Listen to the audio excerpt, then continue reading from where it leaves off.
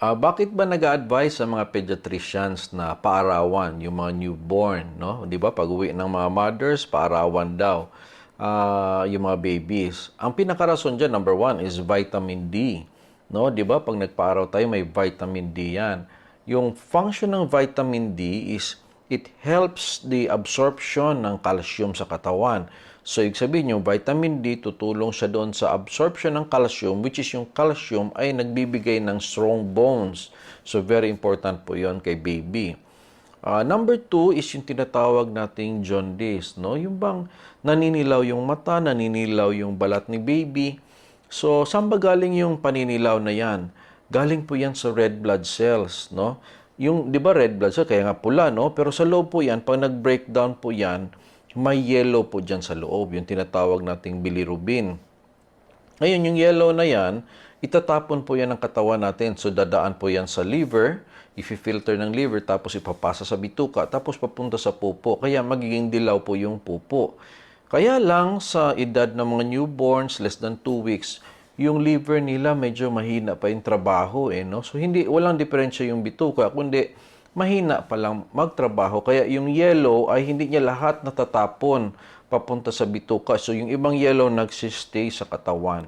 So, yung iba nasa mata, nasa balat, no?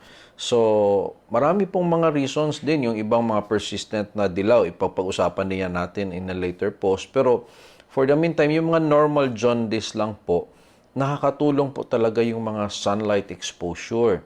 Kasi yung effect ng sunlight exposure po, ay nagkakaroon ng mga changes sa katawan na change yung bilirubin na yun at kahit mahina pa yung liver ay natutulungan siyang ma-dissolve, no? At mailabas lang din sa katawan, sa ihi. So, very important din yung sunlight exposure para mawala yung paninilaw.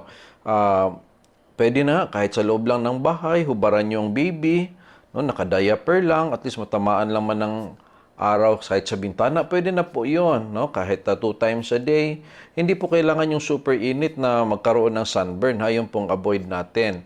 30 minutes to 60 minutes is enough na po, no? So, very important po yan. Ngayon, pagdating naman po ng mga 2 weeks, yung liver ng baby magiging mas mabilis na po yung kanyang function. So, mas makikita nyo po na mas less na yung paninilaw.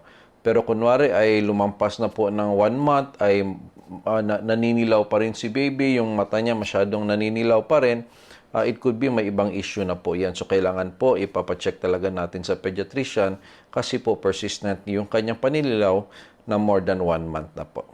Salamat po.